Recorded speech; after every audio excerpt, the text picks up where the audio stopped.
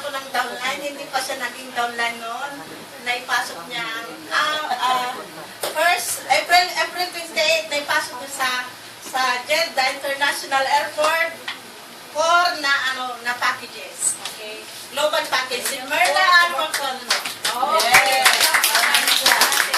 And then May 15, I think, or May, basta first week ng May, nakapagpasok na naman siya ng four packages. Okay.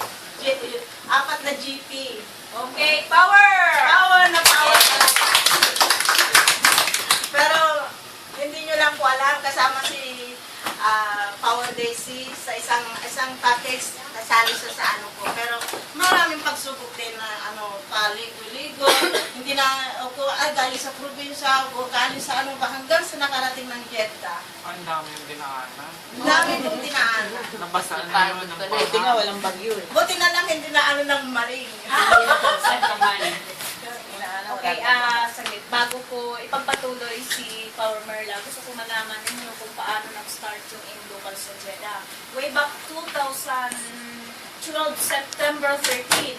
Una po ako nag-invite ng isa sa mga hindi ko rin nakilala. 12. September 13, 2012. Yun ang una kong pagtiin sa Global. At unang-una po, i-share ko lang bago po kayo para at least malaman nyo kung paano nag-start yung Global dito sa Jeddah. Ang Global po ay sa Pilipinas po, nag-start po ito ng March 18, 2006. Okay? So, bali 7 years na po siya ngayon na tumatakbo na napakaganda po ng kumpanya natin na kung saan ay marami pong pinaganda ang buhay, marami po ang natulungan.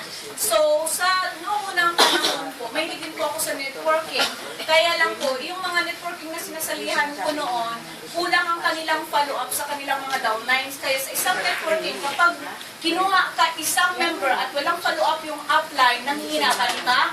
Kasi maraming nagsasabi na pag in-invite mo sila, sumali ka sa networking, ay ayaw ko na kasi scam yun. Ang kumikita dyan, una-una lang. So ngayon, sabi ko ganun, okay, challenge sa akin yun. Ang sa akin, pag-join ko sa AIM Global po, in-invite lang po ako sa True FB. So ang FB, may dalawang bagay po. Magagamit mo ito sa mabuti o sa masama. So, nung in-invite ako ni Lawrence Feliciano, siya pong isa sa mga upline ko ngayon sa Australia na po siya. Napakasalamat po ako na binigyan po niya ako ng 100 para makasali sa business na ito. So, ano ang aking nais na ipaabot sa bawat isa sa inyo nandito ngayon, na ang Global nagbibigay sa atin ng chances sa buhay natin para magkaroon tayo ng bagong buhay. Napakaganda po ng vision ng may-ari ng Global dahil ang kanyang unang mission dito sa business na ito, matulungan po maraming Pilipino. At believe me, nasa 7 years na po ang Global na create dito ng 750 millionaires. Panapangan po na natin. Nung na-invite po ako sa Global na ito, hindi po ako nagdadalawang isip. Kahit nasabihin ko na marami akong narinig na about sa networking na po may mga scam po yun. Pero hindi po nakatuon yung mind ko na. Nakatuon sa sitwasyon, sa sa oras na yon na ito ang chance na binigay ng Diyos sa akin para magbago ang buhay ko. So sabi ko, kung ang ibang tao sa Pilipinas, di ba sabi natin sa Pilipinas mahirap ang pera. Pero maniwala ka doon nagkaroon ng maraming milyonaryo dahil sa AIM Global. So maraming nagsasabi, nagtatanong, bakit paano sila nakakaroon ng ganung kalaking pera?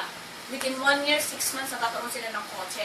So kapag sa isang kumpanya, isang business pala, kapag pinag-aralan at sinunod mo ang sistema ng kanilang patakaran, maniwala ka talagang mabilis pala ang pera. So dito po sa Global, marami pa kayong dapat mapag-aralan dito dahil sa ganon, para sa ganon ay makikita nyo at malalaman nyo at maniwala kayo na ang kumpanya talaga ay maganda at malaking tulong. Hindi po dito basta na una-unahan lang. Kasi pwede na may mauna sa inyo, may mauna, upline mo na una sa'yo. Hindi naman siya gumagalaw, hindi naman ginagawa ang negosyo. Ikaw, na kahit na last ka na, ginawa mo yung negosyo, ikaw pang una naging milyonaryo.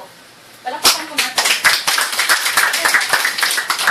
Noong una po, isang idea lang magbigay ko rin sa inyo, isang halimbawa, na kapag pumasok po kayo sa isang business, may nag-invite po sa inyo, alamin ninyo kung ano talaga ang gusto nyo sa buhay ninyo. Ano ang plano nyo? Anong pangarap nyo? Lahat naman tayo, mga OFW, ang pangarap natin, matulungan ang pamilya natin, di ba?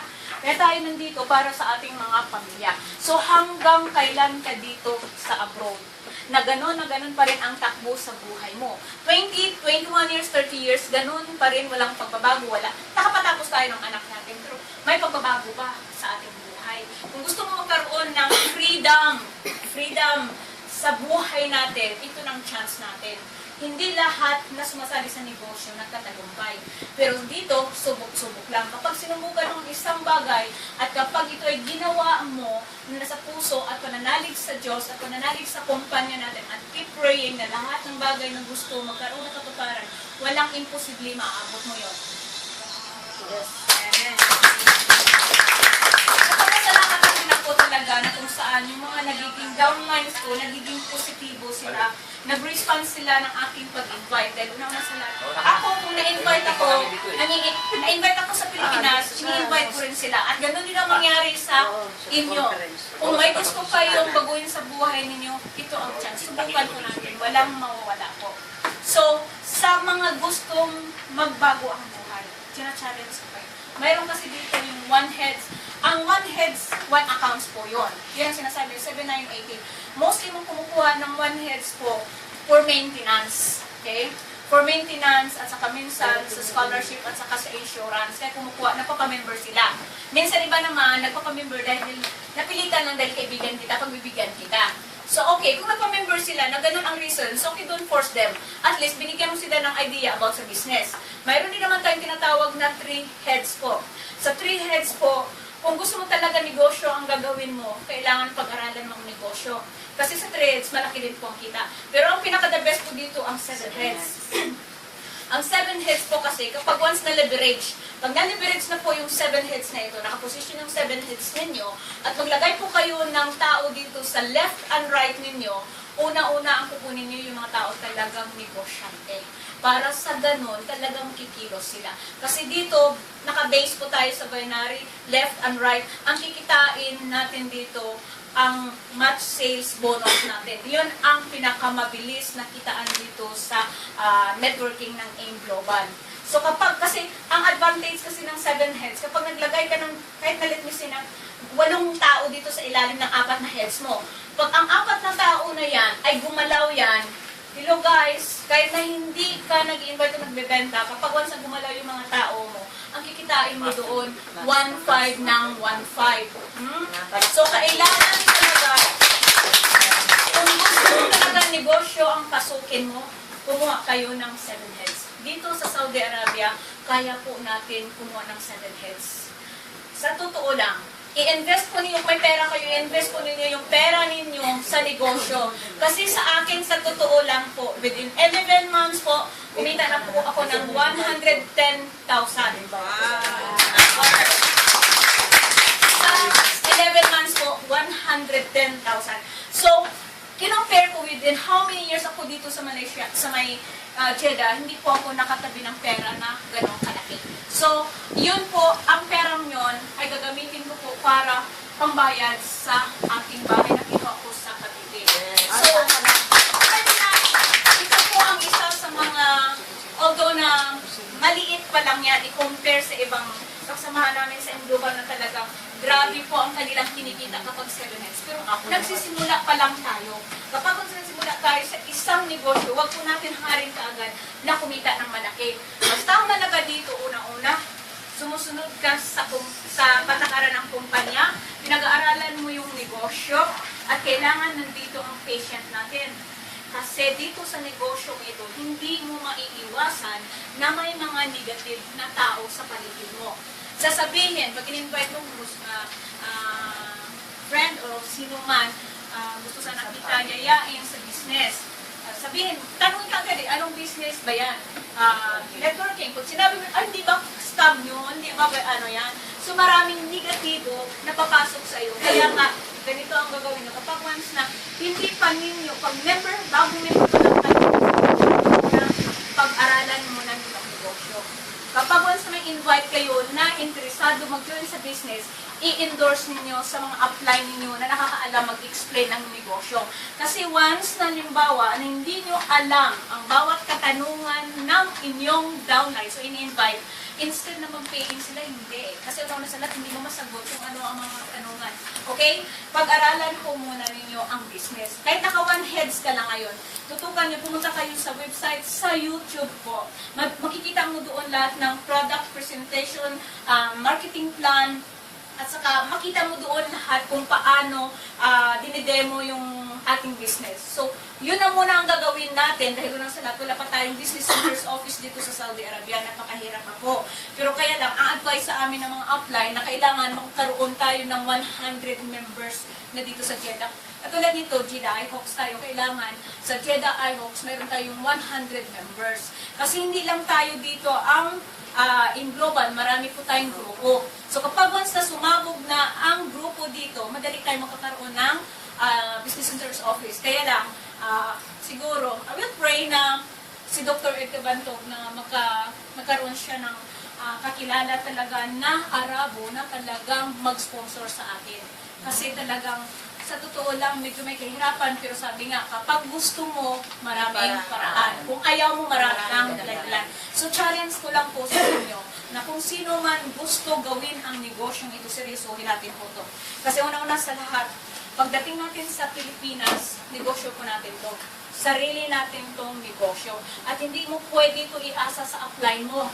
Hindi mo pwede sabihin na, Kawa Romel, hindi mo ako tinulungan. Responsibilidad mo dyan, ang posisyon ka na gusto mo magkaroon ng negosyo, kailangan mo na panghawakan ito, ikaw mismo. Kasi tayo dito, partners tayo ng InGlobal. Hindi tayo employee ng InGlobal. Tayo, pag naging member po tayo na ang hahawak ng negosyo natin. So, kumbaga, sa traditional business, kapag nagpatayo ka ng sari-sari store, panatilihin mo na lang ba yung laman ng iyong sari-sari store? Ganun na ganun, masasawa ang tao, di ba? So, sa atin, kailangan maghanap tayo ng ibang kapamaraanan para sa ganun, mapalaki natin ang ating network. So, kapag marami po tayo mga members sa ilalim, hindi ibig sabihin na kung marami, follow up mo rin, follow up natin kanila, i-challenge mo natin kasi minsan may mga members, sa dami ng member mo, hindi mo na sila maasikaso. So, ang gawin nyo sa mga first level ninyo, katulad kay Myrna, first level na members ko siya, si Rillian. So, ang marunong na sila talaga. So, ngayon, ang gagawin na lang nila, kung anong natutunan nila, ganun din ang gagawin nila sa kanilang downlines. Ganon din, turuan nila hanggat matuto, ganon din ang gagawin ng downlines sa kanilang downlines. Copy and paste lang tayo para magtulungan. Kasi sabi nga dito ng kumpanya, hindi kami titigil hanggat na hindi rin kayo umangat sa buhay. Ganon ang katwiran ng ating mga upline. So mayaman na sila, milyonaryo na sila. So gusto nila na ganon din ang ating maranasan dito. So lahat naman tayo gusto yumaman. What I mean na, magkaroon ng magandang buhay, di ba? Kasi hanggang kailan tayo malayo sa pamilya natin. So kung ito ang chance sa buhay natin, why not? Go! Di ba? May time minsan na talaga nanghihinaan tayo, lalo na pag sa kahirapan. Pero go for it. Kasi hindi lang naman yun yung time na nanghihinaan ka, may ibang tao. Makakuha ka ng tao na masipag, hindi dito sa Saudi Arabia, sa ibang lugar. Sa Pilipinas, so kahit saan ang business natin, kahit saan to. So, share the business kasi ang ating business po ay wellness, health and wellness po ito. Hindi po natin ito pinupush at pinipilit sa tao na bilhin mo yung produktong ito. Kasi, Invite yan. okay. Hindi naman kami nag-OPP, nag-share the business lang. Amen.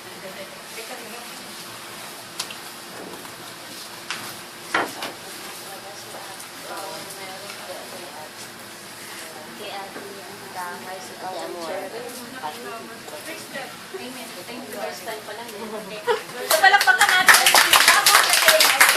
Welcome. So, invite ng downline ko. Buksan ko na muna ito, tapos ikaw mamaya para at least makalimutan ko. Magpapakilala tayo sa mga gawa. So, okay. So this coming 13, kasi mag-1 year po ako sa September 13 po. So napaplano po yung iHawks na magkaroon ng first anniversary dito sa Jeddah. Pero since alamin muna natin kung ano po ang mga free time ng lahat para sa ganun present, mas maganda kasi marami.